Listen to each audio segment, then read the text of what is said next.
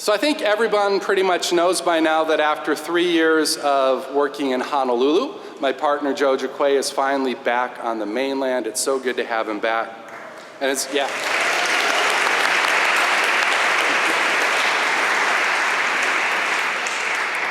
So you can imagine that there are many, many reasons that it's good to have Joe home.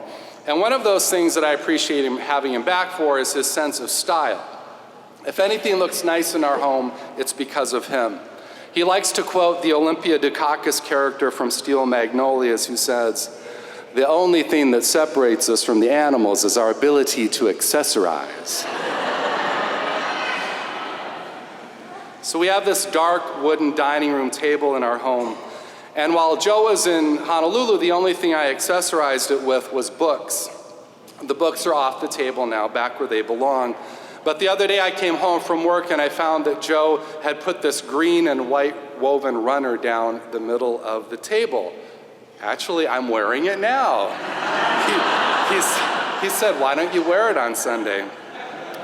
This runner was a gift from my friend Boone. Any of you remember Boone?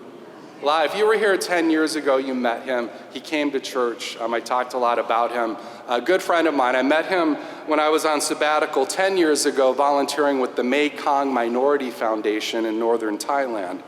And the group works with ethnic minorities in Thailand, and there are a lot of them who are marginalized, and it helps them to create sustainable communities. And one of those people is Boone. He's part of the Karen people, and I stayed with him for a week when I was there. And this is actually a traditional Karen pattern. It's woven, and we got to see them make these things. Boone showed me true hospitality.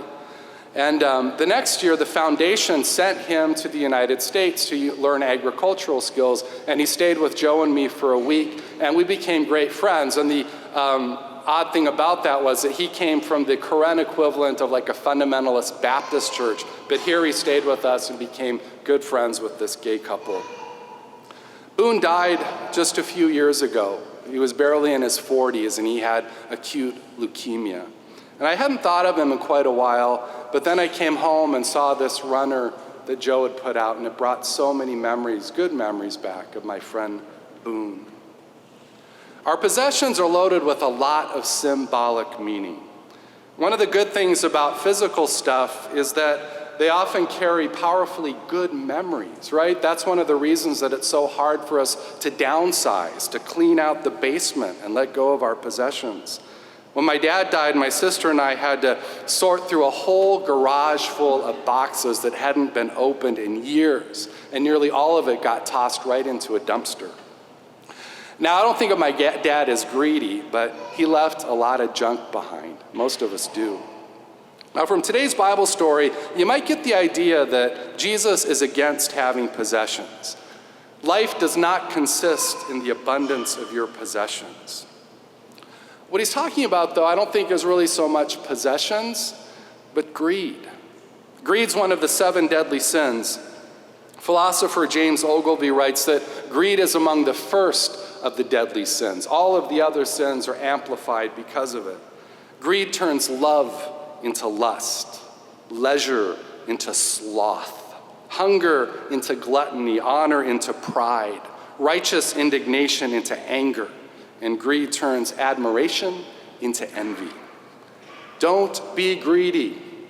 Now, that's easy for Jesus to say. He didn't live within the American economy of consumer capitalism. He wasn't subjected to the envy of the internet, nor were his appetites primed by Amazon Prime. He wasn't bombarded by advertising telling him every day of his life that your life does indeed consist in the abundance of your possessions. How do you know whether you're greedy or not? I think that's really what this parable is asking us. How do you know? We're prone to self-deception. And so how do you know when you've crossed the line between appropriate acquisition and greed? I doubt the rich fool in this story thought of himself as greedy. I don't think most people do. He just thought of himself as successful. Who do you think is greedy? Is it just the wealthy? Is Donald Trump greedy? What about Oprah Winfrey?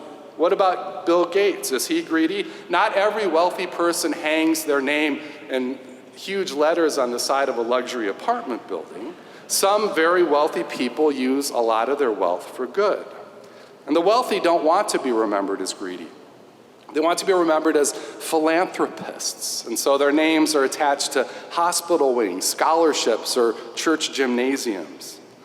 So Bill Gates has $95 million. Is he greedy? What do you think? If you look up his Wikipedia entry, it says that he is an American business magnate, investor, author, philanthropist, and humanitarian. Nothing in that about greedy. How much is too much? Now, it's easier for me to judge people who are wealthier than I. And in doing that, I succumb to two other deadly sins, pride and envy. I don't think the point of Jesus' story is to have us judge other people. You notice he doesn't say the name of this hypothetical greedy person who is amassing all this wealth. I think the rich fool is someone for us to see ourselves in. It's a mirror to look in. When I've found greed staring me back in the mirror, those times have been when I've been shown hospitality by the poor. Anyone who's been on a mission trip or spent any time among people who are poorer than yourself know what I'm talking about. People like my friend Boone. Boone didn't have many possessions. The odd thing was he didn't even own a dining room table in which he could put a runner on. I'm not even exactly sure what this is, but we decided it was a runner.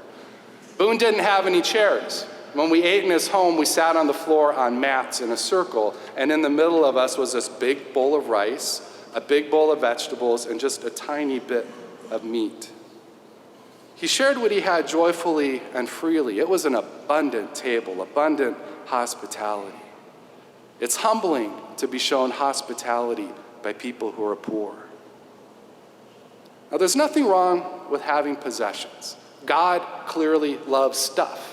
God created stuff. That's what creation is, right? God loves beauty. God has impeccably good taste. And God called creation good.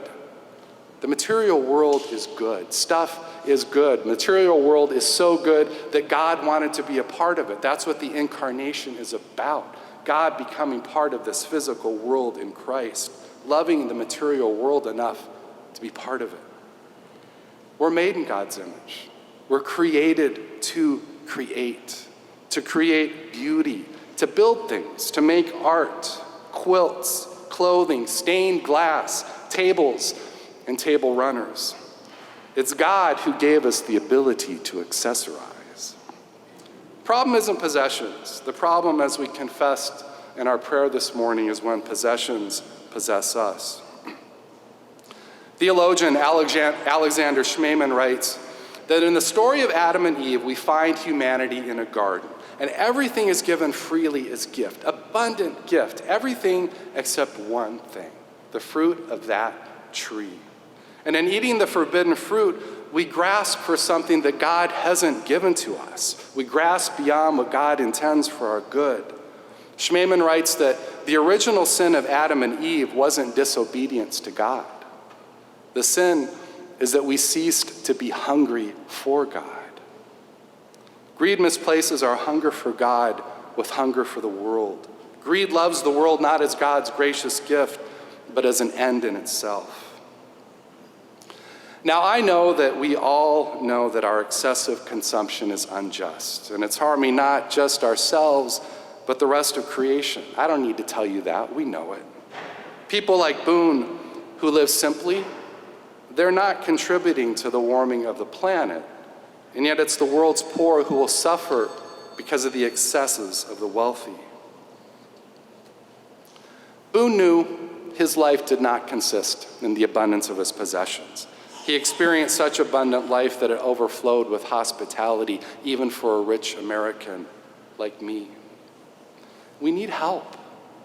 We need help to curb our consumption because we're surrounded by this society that just keeps telling us, consume, consume. Methodist Bishop William Willimon writes, "It takes a huge amount of moral stamina to be able to say, yes, we could afford it, but we're not going to buy it, because it does little to contribute to the basic goodness of our lives." We need help. I need help. We need to be a community of resistance to the greed of our world, but also the violence of our world, the violence that's on all of our minds this morning. And I think violence and greed are so connected. Violence and greed, this is what shuts out the hospitality to the stranger. We need the practices of a church which teaches us how to tithe. A church that teaches us to give generously, to not worship wealth, but to come here on a beautiful Sunday morning and worship God. To pray for nothing more than our daily bread. To practice hospitality to strangers, welcome to immigrants. And a church that teaches our children that their lives don't consist in their possessions. It consists in love for God and love for neighbor. How does Jesus respond to greedy people?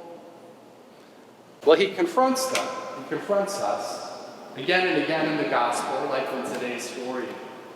But he also responds to greedy people by feeding us, by welcoming us to this table. What are the words of institution that we say every time we take communion? On the night of his betrayal, he took bread and broke it. On the night of his betrayal, he fed his betrayer. He fed Judas, who was willing to abandon his friend for money, abandon his friend for greed. This is how Jesus responds to greedy people. He feeds us and he welcomes us to the table. Remember, the host of this table isn't rich.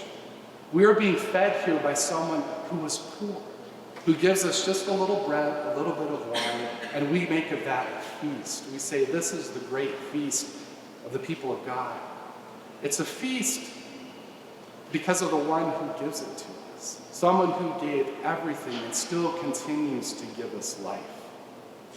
You know, it's probable that Jesus owned nothing more than the clothes on his back and the sandals on his feet, and yet he still left us with something material to remember him by. Christianity isn't this otherworldly escape from the problems of this world. It's a commitment to this world. It's deeply embedded in the stuff of this world. And the sacraments remind us of that. It begins right over there with a splash of water in our faces. And it continues here whenever we celebrate the Lord's Supper in the wine and in the bread. Jesus didn't give us a mantra to repeat again and again. He gave us a meal to share together. When Matt came to St. Paul's, he added a line to our baptism liturgy that it's a sacrament. A sacrament is an outward and visible sign of an interior grace. It's the same for this week. We never say that at the communion table, but communion is an outward and visible sign of an inner grace. There's grace at this table. There's grace when we come here to receive it. And the thing about grace is free. You can't buy grace, no matter how much money you have. You can't hoard grace or accumulate it as a possession.